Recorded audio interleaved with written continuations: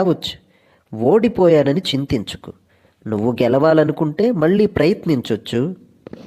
కెరటాన్ని ఆదర్శంగా తీసుకో. లేచి పడుతున్నందుకు కాదు, పడినా మళ్ళీ పైకి లేస్తున్నందుకు. నిరంతరం వెలిగే సూర్యుడిని చూసి చీకటి మాయమైపోతుంది.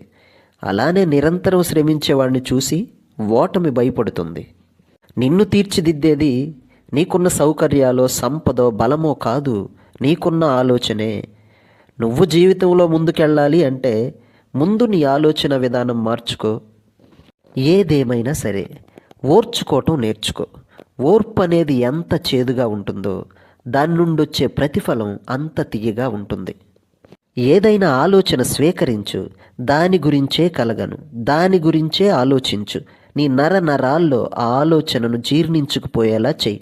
మిగతా ఆలోచనలన్నీ పక్కన పెట్టు.